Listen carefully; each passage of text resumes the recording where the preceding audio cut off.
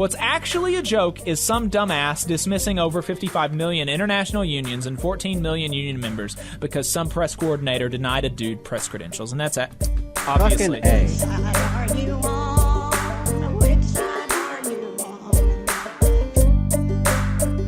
I'm going to go ahead and give you kind of a breakdown of what we're going to be talking about. I'm going to give you a little bit of backstory, or a little bit of explanation of what we're going to be talking about. So first, let's throw this tweet up from Eric London.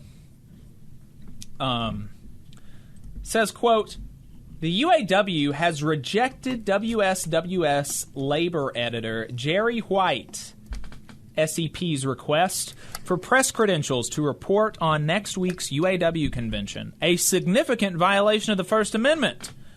That's interesting. Labor reporters, even if you aren't a socialist, we ask you write to our, at UAW to demand reversal. Hashtag 1A. So that's interesting. Critical listeners will know that the United Auto Workers is not a government agency. So it would not be definitionally a violation of the First Amendment, whether we agree or disagree with it. Let's go to this next tweet by Matt Taibbi. He says, "This is one of the most ridiculous things imaginable. What a joke American organized labor is." That is super bizarre.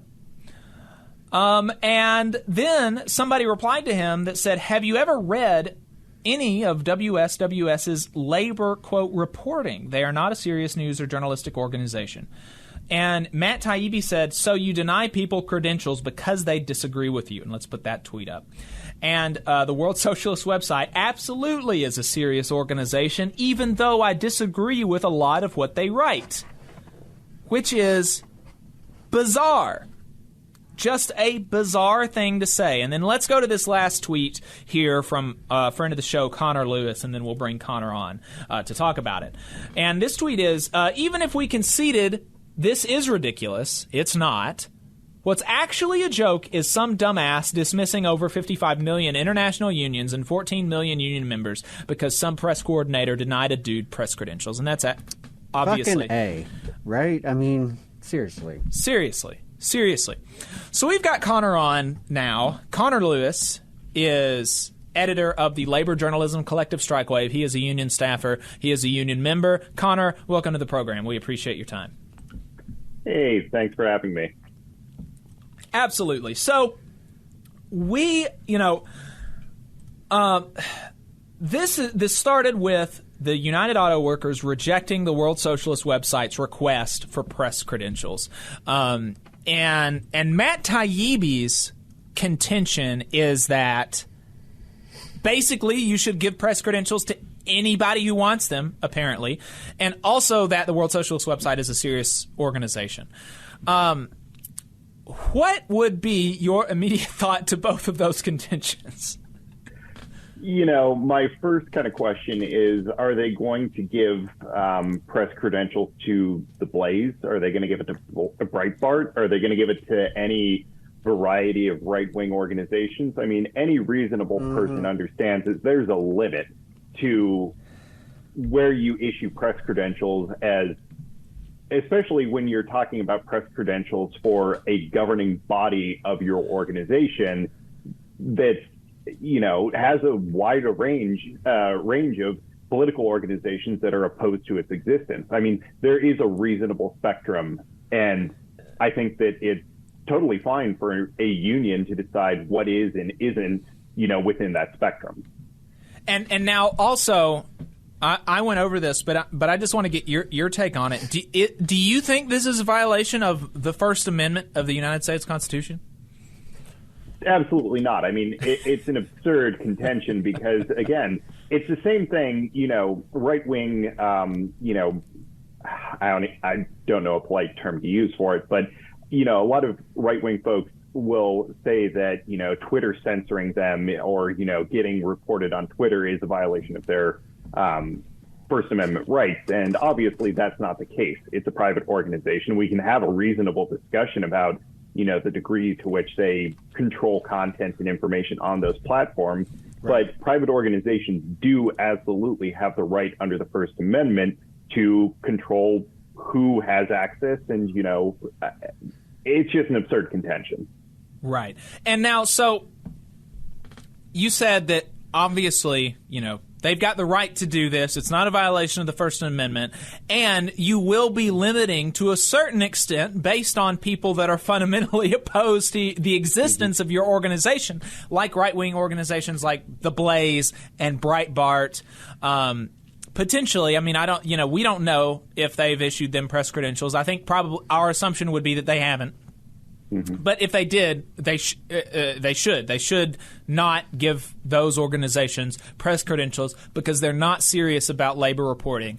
And so when people are acting in bad faith, right, and you know that up front, you should take that into account. That's a reasonable thing to do. And we have had our own run-ins with the World Socialist website, but for somebody listening that has never heard of the World Socialist website, which is probably going to be most of you, they're going to hear that and they're going to say, World Socialist website, aren't socialists pro-worker? Aren't they, pro-union? Why would it be that a union doesn't want pro-worker people reporting on their convention? So what is your take on the stance of the World Socialist website and some of their history and some of why a union might not be interested in having them at their convention? Well, the World Socialist website is basically the organ of the Socialist Equality Party, which is a very particular Trotskyist group. And I would say that most other groups that have some ideological connection to Trotskyism would agree that the Socialist Equality Party is, let's just say, out there on a number of questions. And one of the things that they particularly take a hard line on is basically a very hostile orientation toward the labor movement. And there are plenty of critiques to be made, some of which are made by Trotskyists, some of which are made by even the average rank and file union member probably has their own, their own thoughts on that. But basically, it's an instinctually and instinctively oppositional standpoint that assumes that all unions, by virtue of basically being institutional and large, are somehow critically flawed and need to be, dramatically changed in ways that basically would more or less represent the destruction of those unions as organized entities. One of the big lines that they've taken is, basically vote down every single contract, form a rank and file committee. What that actually means is left fairly undefined. And, they have a very particular orientation toward the institutional labor movement that I think can be fairly characterized as hostile. And that is, I want to underscore the degree to which it is not it is not strategically good and it's not in good faith. They wrote articles during the first Bessemer campaign encouraging workers to vote no against the union at Amazon. They have encouraged workers to rescind their union membership, to stop paying dues. They've encouraged workers to be freeloaders in union workplaces and to not organize with to not organize with a union. These are not principled critiques of the labor movement, of which there are many, and which we have made for reform. These are people that are fundamentally opposed to any and all organized labor. Even the Amazon labor union, they have taken a critical stance towards and said that it's been already somehow overtaken by corporate interests. I mean, it's genuinely amazing because the Amazon labor union would presumably be basically what they would be advocating for, rank and file committees, quote unquote, that are not affiliated with the organized labor movement, with the AFL. And here they are. This is a successful implementation of what they would be saying people should do, and they're attacking it already. Right. And, I think that one of the things that's really, it's almost, it's almost funny that basically any degree of success seems to be suspicious to them.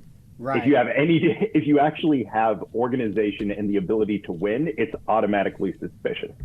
And they don't realistically have any answers or alternatives that are credible. Again, they'll talk about forming a rank and file committee. What does that actually mean? What in practical terms, what does that mean? Right, and what is it about voting for a union that automatically makes that organization suspect or not politically abused? Right. You can do a rank and file committee while an existing union is in the workplace. And in fact, I would argue it would be easier because yes. You'll have a contract, you'll have stewards, you'll have just cause protections so that when you are building this rank and file committee and, doing your Trotsky study group, you'll have less hassle from the boss theoretically. So that, when they were telling Amazon workers in Bessemer to vote no, that really just stuck with me. I have my own theories about this organization, but yeah, that one really, really stuck. Yeah. Go ahead. I think that's really kind of an example of where they diverge from a lot of other Trotskyist groups and what makes them exceptional, because I think that a lot of other Trotskyist groups would say exactly the same thing. You don't want to throw out whether or not they have critiques of institutional labor or collective bargaining or agreements or whatever, you don't want to throw that out. You can do that and then also have your rank and file committee to push for more. And that's, I think, where the key divergence is and what makes them, again, I'm just going to say unique. Right. Out of touch, perhaps. And Reckless Future in the chat said, I had been wondering what the deal with Trots was. And I guess we do want to delineate at least the critique of the World Socialist website with critiques of Trotskyism in general, because there are Trotskyist groups that are not going to tell you to burn your union card and to vote no in a union election. Right. I think there are groups and individuals of various leftist persuasions, whether they be Trotskyist or other types of Marxist or anarchist or whatever that may be. There are folks with pretty diverse viewpoints who are acting in good faith, who, share certain core values, people that we would consider, comrades who are fighting for the same things, even if we don't always, have the same ideas about how to do that or what it looks like. And I think, I know on this show, we've always tried to be pretty non-sectarian and be open to that, that there are going to be folks who are not socialists, who are just kind of vaguely progressive, who are with us. There are folks who are diehard, Marxists for many years who are going to be with us, and everything in between. I just, I'm kind of seconding that, Jacob, that I don't want it to be perceived that we're trashing an entire ideology. It's this one particular organization who mysteriously has significant resources, despite no support from from working people. Very, very few rank and file members out there that you can ever find, but they somehow are on the scene of every picket, just about. And, their website is pretty much near the top of search engine results. So I have a lot of questions about how that works out, and I'll just say, if I were a federal agent trying to devise a PSYOP, it might look something like that. Not saying that's what it is, but if I'm just putting myself in that headspace, it might look something like this. Yeah, I think that I think that the point about trying to differentiate between them and, there's a wide range of ideological currents. And I will say that, one of, I think, the key political contributions of kind of, the Trotskyist tradition to talking about labor is, and there's a wide range of this, and people have a very visceral reaction. But if you actually go back and read Kim Moody's rank and file strategy, there's a lot of really interesting stuff in there. And even if you don't agree with it entirely, I would say any person that is looking at the labor movement, looking to revitalize the labor movement, at least has to seriously engage with that. You can't just dismiss it. And so I'd say that, it's really important to distinguish these really fringe groups that may have originated in a particular ideological tradition, whether it's, RevCom or, WSWS, from those traditions themselves. And I think that I will say that I have a lot of questions about WSWS. The same way, I have a lot of questions about groups like RevCom and how they do seem to be. I've had my own run-ins with RevCom showing up at labor actions. Right. And, I have questions. I'll leave it at that. And well, let's, so Matt Taibbi's response to this is that the World Socialist website is a serious organization. And so I want to go over just a bit of just some factual errors that they have made in their reporting about us. They said that I'm an AFL-CIO staffer, which I'm not. They were implying that I got big money from the AFL-CIO to basically be a propagandist for them. I don't take any money from this program. The money that we raise for this program goes directly to radio stations to be on the air. I do it totally in volunteer, and I'm a rank-and-file union member, and I've been elected to the Labor Council, and all of the work that I do associated with that, I take vacation time for it if I have to take off work. I take my own annual leave, right? And so that really frustrated me. They also said I'm a DSA representative. I'm not even a member of DSA. And so, they're willing to just fabricate things that they're willing to just fabricate facts in their reporting based on nothing. And if they're willing to do that it puts the rest of their thing in question. Yeah, I mean, if you're willing to go to that extent to make up shit about a union guy who has a radio show in North Alabama, that makes me question the credibility of all of your coverage. Mm-hmm. And the sad thing is, if you were looking for socialist news and analysis, it's going to be one of the first places you find. I found it probably 15, 20, years and years ago when I was first really getting into politics. My mom found it when she was looking for some of my reporting on the Warrior Met strike. And she was like, Jake, what is this? And so I had to spend 15 minutes on the phone with my mom explaining to her what these crazy people were doing. And so what is your experience like? When you saw Taibbi talk about this is a serious organization, what are some of the things that went through your mind? Well, I'm wondering how Matt Taibbi defines serious, and some serious questions about his just general judgment. Aside from his judgment about WSWS, I think that one of the things that you see in a lot of, and Matt Taibbi is in kind of this, sphere of kind of Iraq era, kind of like civil libertarians that, kind of passed for what was the public left at that time. Right. And I think that you've really seen a lot of the limits of their political viewpoints over the past decade, because they really don't have a lot to offer except for yelling a lot about a very kind of eclectic, politically eclectic group of things, and this kind of maximalist view of civil libertarianism that I would throw Glenn Greenwald into that camp.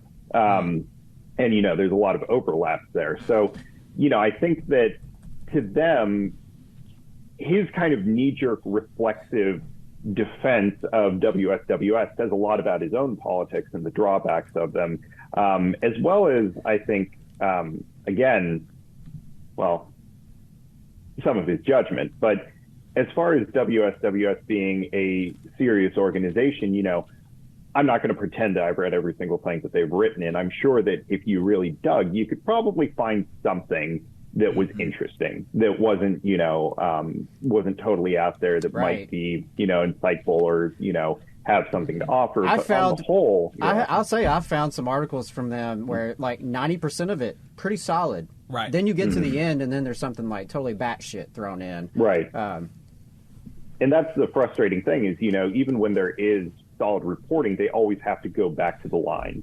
They always have to bring it back to the line and the line that they're trying to push. And, that's that's to an extent to be expected, but I think it shows the degree to which that line is actually divorced from what they're talking about when it's such a jarring, here's what we're laying out, and then right back to that line, and it just seems like it gives you whiplash. Yes. I think that realistically, aside from operating this website, you really can't point to anything that they've done.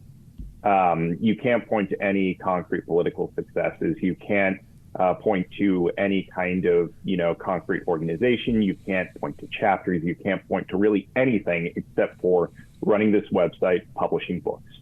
And, you could have a discussion about the value of that politically, but I think it does tell you something about the seriousness of the organization, that there's really not a lot that you can point to outside of, again, they got a website and some of them have published some books.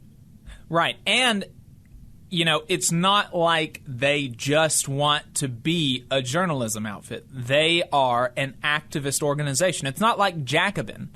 Jacobin is explicitly and only a media outfit. They are associated, in the popular view with DSA, and I think rightfully so.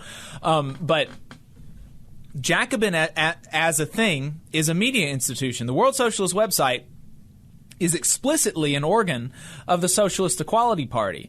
And at the end of every labor article, they're always calling for these rank-and-file committees or whatever, and they have nothing to show for it. So it would be one thing if there was nothing to show for it because they're just a media outfit. But they're not, and they don't want to be, or they pretend that they don't, maybe I think Adam and I might contend that they don't actually want to be because potentially they're a psyop. But let's say that they do want to be a serious force and actually create these work and file committees. Well, they haven't. There's nowhere. They can't even. They do not even point to any successes of their quote unquote rank and file committees. The industrial workers of the world is definitely a more they try to be a more radical, a more militant union, and they have lots of critiques, and I think some of them go a bit too far in their critiques of the institutional labor movement. But they have successes that they can point to. They have campaigns that they can point to. They have public things that they point to all the time, and there's nothing for the World Socialist website or the Socialist Equality Party. Yeah, I think that realistically, if we're just kind of playing this out, even if someone read an article, saw this call for a rank and file committee and thought, that sounds interesting. I'm going to guess that a couple of phone calls with core SEP members probably scares them off. Adam has a story about that himself. Yeah, that's literally happened to me as a young lefty who was trying to, find my way in the world, especially in Alabama, where obviously I didn't have a lot of local contacts. So, yeah, been there, done that. One thing that you mentioned, though, about Matt Taibbi and, sort of there's this, faction's maybe not the right word for it, but there's a grouping of folks. I think Glenn Greenwald, that's who came to my mind too. There's some overlap there, but I think it does show the limits of their politics, as you said, and a kind of, it seems they're divorced from actual materialist analysis of the world and divorced from labor, both the movement of labor, the institutions inside that movement, and just labor in general as a concept. That's what I am picking up. And the thing is, I'm really disappointed because I was always a big fan of Matt's writing. I think as a writer, he is very talented. And I used to, religiously read his stuff in the Rolling Stone. But the fact that you would, maybe it was just an offhand tweet and he didn't mean much by it. But, like you said, to dismiss literally millions of people over something this petty, it does seem revealing of kind of an emptiness inside his viewpoints. And the individualism of these politics, I think, is really where it falls. Because that's what I was looking for. The just intense individualism of this politics, they can't cope with the idea of any kind of collective project, because any kind of collective project, it involves setting aside your own, priorities and working with a group, and, to actually trying to build some kind of collective consensus. And I honestly think that whether it's a personality thing, whether it's a principal political viewpoint, folks like Taibbi, like Glenn Greenwald, et cetera, they just can't cope with that. There's something that they just can't deal with there. And so I think that they're always going to struggle with the idea of unions. Even if they kind of in the abstract think, okay, yeah, unions are good, I think that they're always really going to struggle with them. Yep, I agree. Conor, I appreciate you taking the time to chat with us about this. As always, really very frustrating. So, always happy to be here. All right, brother. Talk soon. All right, thanks. You just saw a clip from the Valley Labor Report. We are live every Saturday morning from 9:30 a.m. till 12:30 p.m. And we pride ourselves on keeping all of our content free to everybody so that we can talk to as many working folks as possible. If you support the work that we're doing, you think that it's important, you think that it's good, then consider making a monthly contribution to the project, and you can do that on our website, tvlr.fm.